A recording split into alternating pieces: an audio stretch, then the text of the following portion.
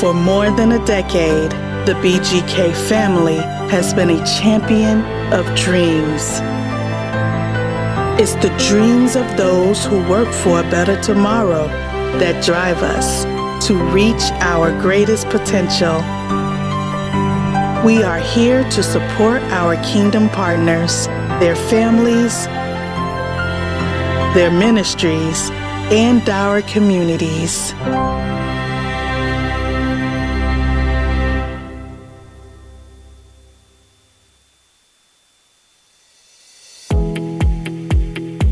Hi, thank you for joining us for another powerful virtual production. BGK Network is committed to helping leaders around the world connect to a broader audience. In 2011, God gave us the vision for launching a virtual ministry platform, which has evolved into a virtual TV network, helping leaders like yourself have a louder voice that reaches further and spans wider. Our goal and mission are to help the micro church. We understand having a vision with purpose, but lack the support and resources to achieve it can be disheartening and discouraging at times. That is why BGK Network is here to help you overcome those obstacles. So if you believe you have a message that belongs on TV, well then, you need to contact us. Let us help you reach your greatest potential. Contact us at info@bgknetwork.org or call us at 877-386-6207.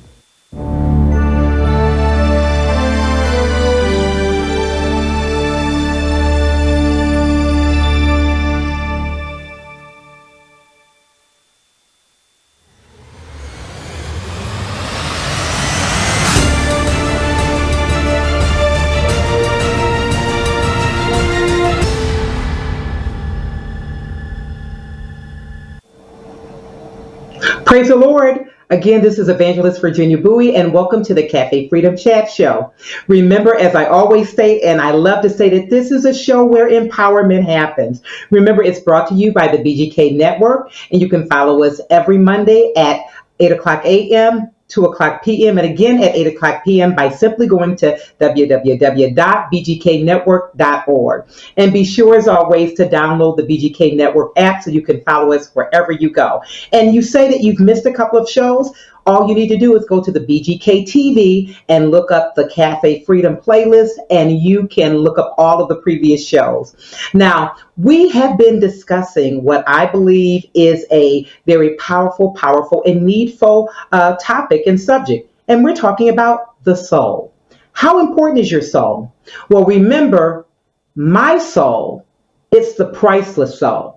Your soul is priceless. So let's continue this discussion. This is part 2. If you didn't catch last week's show, you know that where you can go. I just stated it to you. But if you caught it, you understand how important your soul is.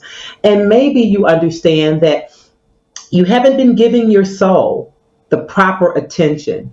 You haven't perhaps understood its importance to your overall life, because it's not just about this life, but it's also about the life to come. And so we've been talking about that soul. We've been talking about how to avoid and breaking soul ties, and we're going to get further into that. But we live in a world that is so full of identity crisis. You know, there's so many identity crises going on. And so there's so many people that are suffering from their own personal identity crisis. Can I tell you that it's not something that is a rarity? The truth be told, quiet as it's kept, yeah, there's a lot of people, maybe some of us, we've had our own identity crisis. I know I've had mine in the past where, God, who am I? Who am I? And looking at the pressure that you're feeling from the external world around you to be, to do, to accomplish, or the reminder of all that you haven't accomplished. Can I tell you, my sister, my brother, it's not too late. If you're having an identity crisis, can I tell you, you were not the only one. I was not the only one. Can I tell you, some of God's greatest characters that he introduced to us in his word had their own identity crises. Remember Moses? Remember Moses? Remember Moses who literally didn't think that he could live up to the calling that God placed, and God literally called him. Can I tell you, he's literally calling you too? But he called Moses, and Moses gave all types of excuses, and some of them were valid, but they were not enough to disqualify him for what God wanted to do with him. Can I tell you, because God knew who was really going to be the force within Moses. So Moses had an identity crisis. What about Saul? Yes, Saul, the first king of Israel. Saul had an identity crisis. Remember? Hey, what is this? He had a problem with David, you all. He had a jealousy problem, and that jealousy was rooted in, how can he be liked more than me? What's wrong with me? Remember how God had to remind him when he fails miserably in his leadership ability? Now, Saul, don't get me wrong, Saul was a warrior. He was a part of the song that said, hey, Saul has slain his 1,000. But it was that part, that next line, it was that next stanza that messed him up, that really revealed what was going on within him. But David has slain 10,000. He had a problem with that. He had a problem not thinking he was number one. Can I tell you, there's a lot of people that have a problem not thinking and not being able to come to grips with, maybe they have some frailties. Maybe there are people that may be able to excel in areas that they're unable to excel in, or maybe they're just good at what they do, better at what they do. It is no slight. It is no, a slight against you. There are people in this world that are going to achieve more than we achieve in the earthly realm. But can I tell you, the greatest achievement that I'm looking to hear is to hear him say, well done, my good and faithful servant. Enter into your rest. That's the greatest achievement, to make it out of this world into the world that God has created for us, that heavenly realm. So Saul had a problem. God had to remind him. At one of the lowest places in his life, where he rose up in his arrogance. Why? Because can I tell you, people that are arrogant are really in a low place. And so they're trying to hide their low self-esteem by trying to show superhuman qualities. Can I tell you? And so God said, remember when you were small in your own eyes? Remember when you couldn't even rise, you couldn't even believe that I was gonna allow you to be the king of Israel, and the first king at it, where when they went looking for you, you were hiding among the stuff. You were good looking, you were tall, but you were still insecure. Remember when you were small in your own. Can I tell you, before we rise up and allow ourselves to get puffed up because we're able to do something with God's help and God's blessing, remind yourself when no one was looking, when you felt those feelings, but God gave you the strength to overcome them, to do what you have done, right? Not only Moses, not only Saul, but Absalom, David's son. Remember the good looking boy with all the hair? That it was just more about his hair, because on the inside, he was really insecure. He really didn't believe he was all that. Because when you believe you're all that, you don't have to pull a coup against anybody, and definitely your daddy. How he sat in the marketplaces, how he sat in the places and he shared things to make people think that he was the one, and hey, I can do it for you. How he tried to bring another down by lifting himself up. Can I tell you, you are having an identity crisis whenever you have to stand on someone else's head to be seen. Whenever you have to stand on someone else's character, whenever you have to demolish someone else's reputation to be more, you're having an identity crisis. You really don't know who you are. But I'm not just going to deal with the men. Peninnah, Elkanah's wife, Hannah's sister wife, if you will.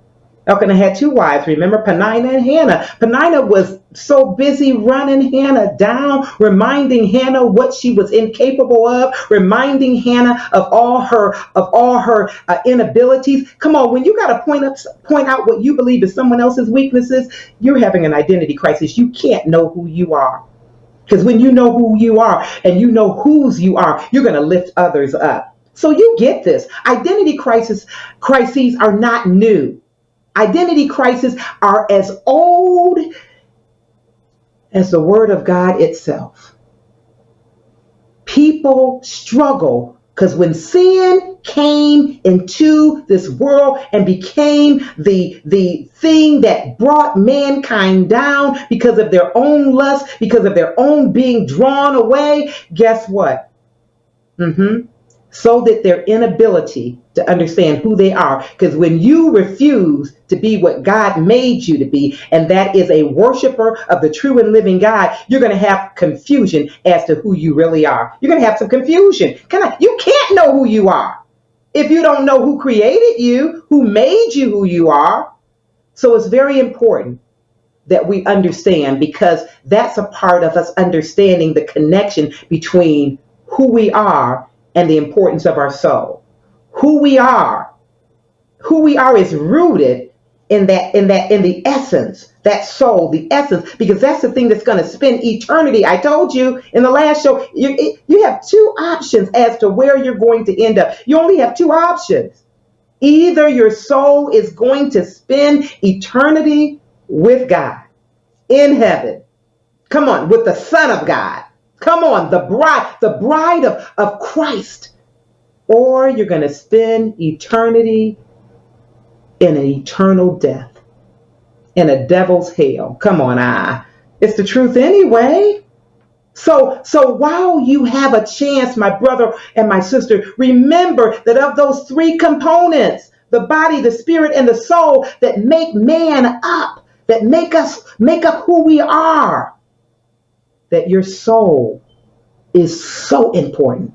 It is most important. And it is so important that the body and how you treat it and how you approach it and how you understand it, and the spirit, how you value it and how you understand it, how those two things, that if you do not utilize the shell that God has given us, that houses our soul, the spirit that God has given us, come on, that works in tandem with our soul, that if you don't handle those two the correct way and in the right way, and if you're not ready to understand that there is a connection, then those two have the ability to affect how you look at those two, have the ability to affect how you treat your soul. Remember, it is important for us to understand that the soul is priceless. Now, we live in a world where people are going after a lot of different things. People don't see importance the same, and what is important the same. Some people believe that the only thing that is important is money. Come on. And we know the Bible tells us that money answers all things. Come on. On this earth, money has a place. Come on. In this world, money does have a place. We need that to do our day-to-day transactions that help us to get the things that we need, from food to the utilities that we use in our house, to the vehicles that we use to get us from point A to point B, to church, to our jobs. It's important. But it is not important to make money the most important thing. Come on, to fall in love with that filthy lucre the Bible talks about. The love of money is the root of evil. The love of money, not money itself. Money is just an object that we use, a piece of paper, some coins, come on, that we use. Well, the thing that is very most important in our lives and is priceless is our soul. My priceless soul. I need you to say that while you're sitting where you're sitting, while you're looking and you're listening. I need you to say, my soul, my priceless soul. Nothing is more important than my soul. For what is a man profited if he shall gain the whole world? What does it profit a man if he gains the whole wide world, the whole world, and loses his own soul? And what shall a man give in exchange for his soul? Matthew 16:26 reminds us in that scripture alone that there is nothing more important than your soul, that you could gain the whole world and it will mean a I'm trying to talk to somebody today, because some people, they went after the money and they got the money and they lost everything else, including their mind. Some people lost the love. I'm not saying that money has to do that, because if we have the right mindset and we have the right way of understanding what is priority and what is not, then we will put each thing in its rightful place. And the most important thing is my relationship with God, because my relationship with God is going to determine what the state of my soul is. My relationship with God, say it again with me, my relationship with God determines the state of my soul. No relationship with God and my soul is going to be messed up. I might be a good person. I might do good deeds, but my soul is not secure. My long-term investment. Listen, I'm not just trying to invest in this moment. I'm trying to create something for a long-term investment. I want to invest my soul in a heavenly place. I'm trying to make some down payments here on earth to get to that heavenly place where my soul can be at rest. Let me tell you, it's not just about good people, because the Bible reminds us there is none good, no, not one. Listen, it's not just about good people. No, it's not enough to be good. I need to make sure that my soul has been redeemed by the blood of the Lamb. That my soul has gone through a regeneration. Come on. That my soul is no longer in a state that sin has gotten a lockdown on it, because Jesus Christ went to the cross and gave up the blood and the ghost so that we could have a place for our soul to be at rest and that we could have eternal life. Now, look what Luke 9:25 says. For what is a man advantage if he gained the whole world? This is another way that Luke the physician is looking at it. For what is a man advantage? What is the advantage of gaining this whole world? What is the advantage of getting the perfect job? What is the advantage of getting the perfect wife, having the perfect family? What is the advantage of being able to travel all over this world, which no one can travel too many places in this world? Because this pandemic ought to have you thinking about your soul. This pandemic should have you thinking about how fleeting everything else is. What money isn't making a lot of difference to a lot of people, because the world is still in this very fragile state where the money that we have can't even take us where we want to go, right? This pandemic should be telling you, hey, you need to check on your soul. You need to do an evaluation, a self-evaluation. What is the state of your soul? Because like Luke, what does it advantage a man? What is the advantage of gaining this world? Having all the cars and nowhere to drive. Having the money to buy plane tickets, but you can't fly anywhere. Come on. Having the ability with your passport. I have a passport, and I was headed to England again, to Europe again. I was going to throw in a trip to Paris. I sure was. I'm telling you. But guess what? I can't. I couldn't and I can't. Why? Because the whole world is not even accessible to me right now. That passport is in the drawer where it is. Won't be stamped anytime soon. What is the advantage of gaining the whole world, but you lose yourself? He says, and lose himself or be cast away. What does it profit us to become a castaway with all of our trinkets, with all of our barns stuffed full? What does it matter? Well, we have to understand that the way I see my worth and my value is also going to determine how and what I do and who it reflects. Identity and soul are intertwined. Your identity, remember I talked about that identity, it's intertwined with our soul. And listen, there are three enemies of your soul. There are three enemies of your soul. I'm telling, listen, you think people just don't like you. Listen, they may or may not.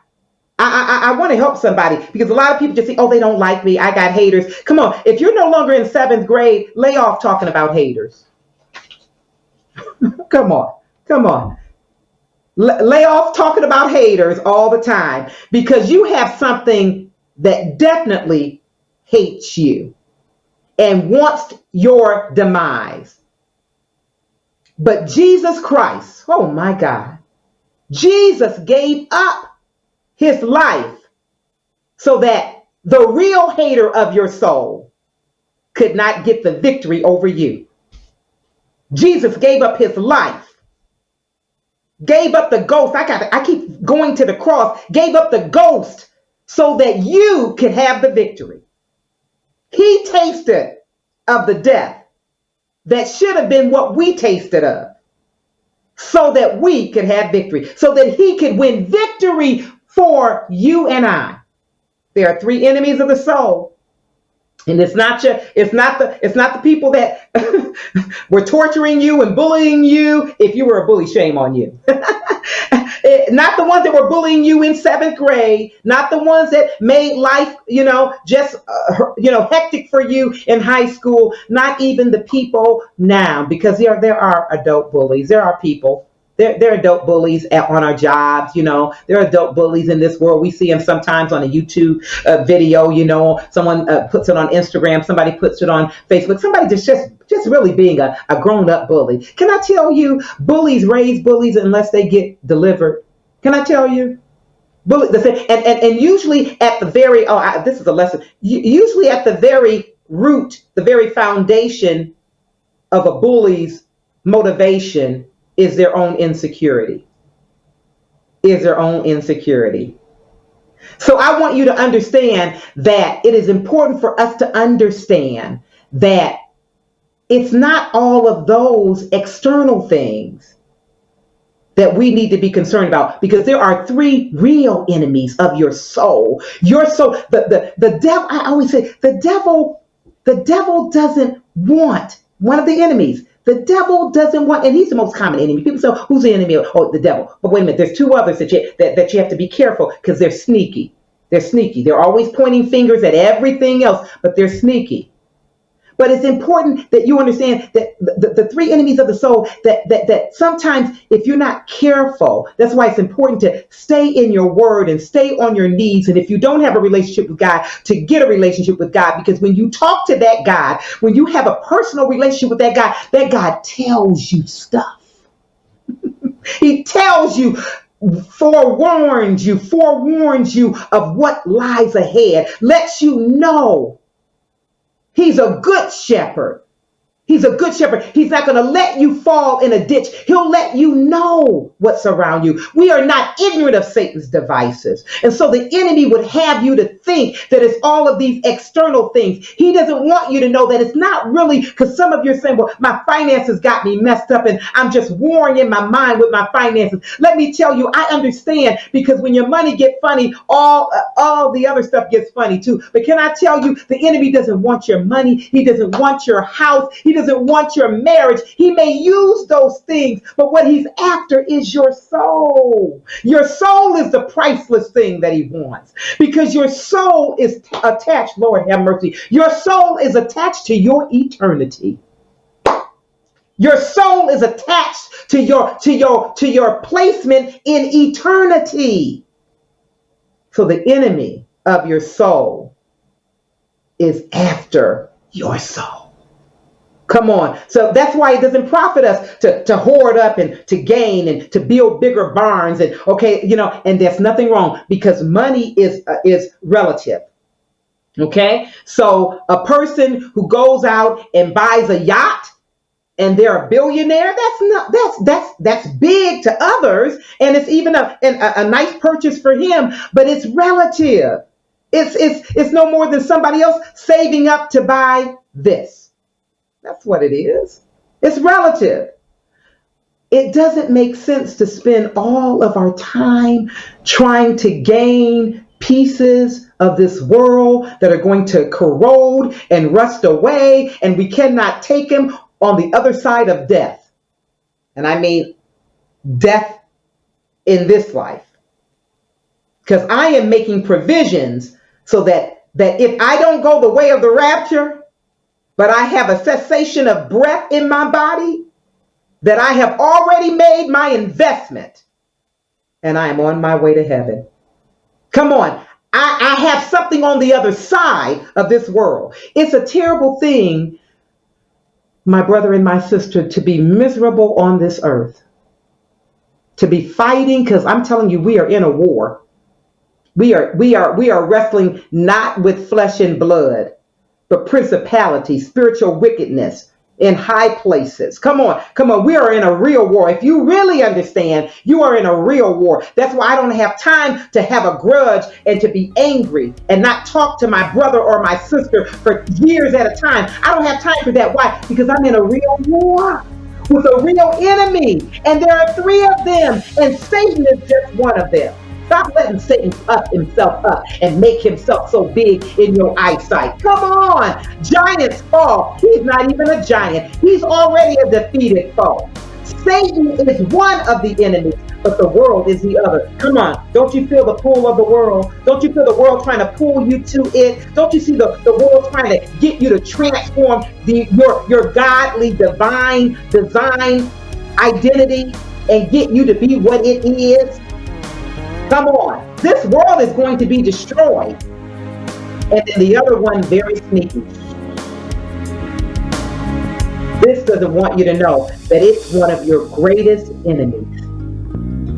That if I can defeat this right here, that is 98.9% of the problem. If I can defeat this, the external things, I can get the victory over. Because Jesus Christ came that I might have life and I have it more abundantly. Come on. Isn't this a powerful, powerful opportunity to talk about the soul? Isn't this a powerful opportunity to talk about the soul? Let's keep talking about the soul. Now, I said it was going to be 2 shows, but I am adding another show because we're still wetting, just wetting the surface, just touching the surface of this subject, the priceless soul. If your soul is messed up, your mind is messed up. If your mind is messed up, your identity is messed up. If your soul is messed up, your mind is messed up. If your mind is messed up, your identity is messed up. Your soul, my brother, your soul, my sister, is the most important part of who you are. Simply put, you don't know who you are if you're not caring for your soul, because it's the essence of who you are. It's very important for us to know. And we have to figure out what's the matter. Okay, Evangelist Fui, I get it now. I get that my soul is what I need to tend to. I've been caught up with my looks. I've been caught up. I'm disillusioned because I have some illnesses in my body. I'm disillusioned because I've gained some weight. I'm disillusioned because it seems like everybody else has it going on and I don't. I'm disillusioned because I'm always, my spirit is always being affected by my emotions. Your emotions will affect your overall spirit. It's important for you to understand that. So we're going to continue to talk about my priceless soul. Be sure to tune in next week, www.bgknetwork.org. And Monday mornings at 8 a.m., 2 o'clock p.m., and again at 8 o'clock p.m. You don't want to miss it. What? We are making sure that our soul is heaven ready, eternity ready. God bless you, Evangelist Virginia Bowie.